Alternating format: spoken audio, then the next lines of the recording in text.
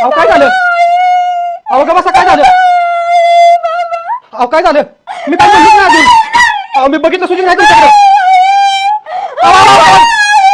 अहो काय झालं?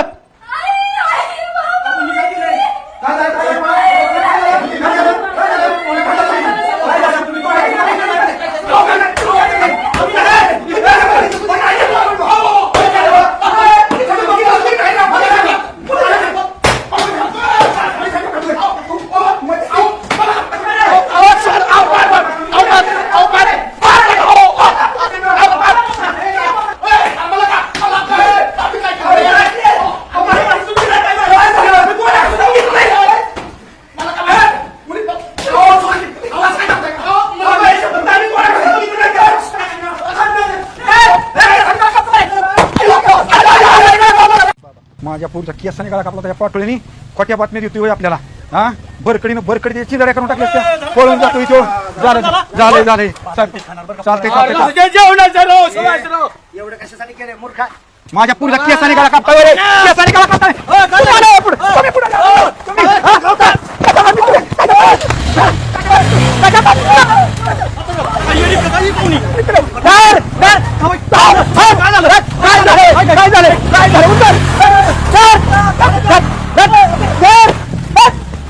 केसाने गळा कापला पुरीचा माझ्या.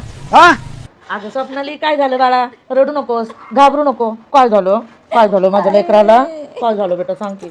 रडू नको ना बाळा, तू सांग ना काय झालं. इकडं बघ माझ्याकडं. का घाबरतीस तू? काय झालं? नको ना बाळा रडू. अगं का ग अशी का करतीस तू?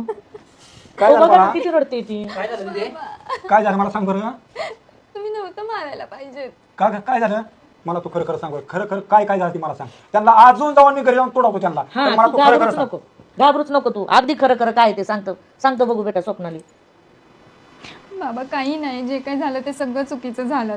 काहीच नव्हतं झालं एवढं. आम्ही दोघं इथे बोलत बसलो होतो आणि वरून पाल पडाली. तुम्हाला माहिती आहे ना मी पालीला किती घाबरते ते. अरे बापरे. काय तुम्ही उगाचच गोंधळ करून ठेवला? कशाला मारायचं त्या लोकांना? अगं आई चूक माझीच होती ग बाबा. आपल्याला त्यांची माफी मागितलीच पाहिजे. अगं काय स्वप्नाली, एवढी मोठी झाली तू, लग्न झोपती, बेलपोळीला घाबरती, काय पालीला घाबरती. 2-2 दिवस झोपत नाही तू. अशी कशी पोरगी तू? घाबरायचं नाही बाळा. नाही आपण माफी मागूया. स्वप्नाली खरंच आपलं चुकलं गडी. आपण विचारपूस न करता मी त्यांना लई मारले बरं का. मी आता त्यांना काय करतो, फोन करून त्यांची मी माफी मागतो.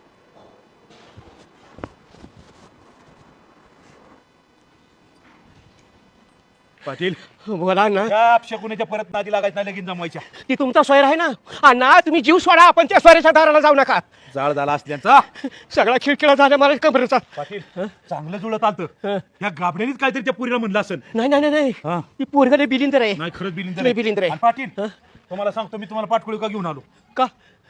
माझं पाहुणे ती माझ्या आशीर्वाद नको म्हणलं, पाटलाला घेऊन पहिलं चला. चापलं होतं ती चुलतन पुरीचा बाप. कशाची इज्जत राहिली तुमची तरी आता रामभाऊची तरी बरोबर आहे. हा? हा. हा, त्या शेषापेक्षा तुमच्यापेक्षा ती गणा बारा. हा खरंच गाणं लय बारा.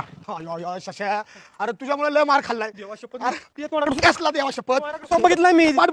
पाठ बघ किती लाल भडक झाली माझी. तुम्हाला मला मारलं की? अरे तुला मारला, पण तुला मारायची ती मारतो. अख्ख्या गावाचा मार तू खातो. तुला ती सवय लागलेली आहे. पण मला कसली सवय लागली? मी कुणाचा मार खाल्लाय का? तुझ्यामुळे काय बोलला त्या पुरीला सोन्यासारखं तुझ्यासाठी स्थळ आणलं होतं. काय म्हणतील ती चांगली लोक? पण मी सांगतो त्या तोंडाकडे सुद्धा बघितलं मी. त्या तोंडाकडनं बघता सुद्धा ती पोरगी बोंबलली की घरामध्ये. मी सुद्धा विचारतो पण मला पाठ बघ माझी कसली लाल भडक झाली. मी कधी कुणाचा मार खाल्ला नाही, पण तुझ्यामुळे त्या माणसाने दोघांनी पार पाठ तुडू लाल भडक करून टाकली. शपथ मी नाही राव, मी काय बोललो तुझे नाही. काय राव ती बोलून सुद्धा येत नव्हती.